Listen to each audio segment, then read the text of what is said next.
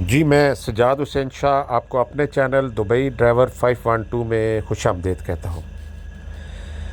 آج ہمارا ٹاپک ہوگا کہ جو لوگ ابراڈ جانا چاہتے ہیں، خاص طور پہ کینیڈا اور یورپ، تو ان کے لیے دبئی بہتر رہے گا کہ سعودیہ۔ تو کچھ حقائق آپ کے سامنے رکھتے ہیں تاکہ آپ خود اندازہ لگا سکیں اور بہتر فیصلہ کر سکیں۔ اگر آپ ہمارے چینل پر نیو ہیں تو ہمارے چینل کو سبسکرائب کر لیں اور بیل آئیکن کے بٹن کو پریس کر لیں تاکہ ہر آنے والی نئی معلوماتی ویڈیو آپ لوگوں تک پہنچ سکے۔ ویڈیو کا آغاز اللہ پاک کے بابرکت نام سے اور درود پاک آپ صلی اللہ علیہ وآلہ وسلم کی ذات اقدس پر۔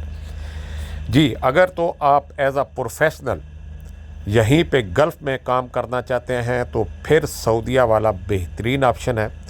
سعودیہ میں کام زیادہ ہے، اپرچونٹیز بھی زیادہ ہے، اور کہہ لیں کہ آپ ڈرائیور لانگ ڈرائیو ہے، بہت زیادہ کمپنیز ہیں، تو آپ سیلری اچھی بنا سکتے ہیں اور لینتھی پروسیس نہیں ہے لائسنس لینے کا۔ دوسرے لفظوں میں کم خرچہ ہے، آپ کا لائسنس بآسانی وہاں پہ آپ کو مل جاتا ہے۔ یہاں پہ آپ کو ہزاروں کی تعداد میں درہم لگا کے اور مختلف ٹائم گزارنے کے بعد آپ کو لائسنس ملتا ہے، اور سیلری آلموسٹ آپ کی اتنی ہے جتنی آپ سعودیہ کے ڈرائیوروں کی بھی ہے۔ تو سیلری کے لحاظ سے اتنا فرق نہیں ہے، 500 درہم تک فرق ہو سکتا ہے، لیکن اخراجات کے حساب سے کاؤنٹ کریں تو یہاں بہت زیادہ اخراجات ہیں۔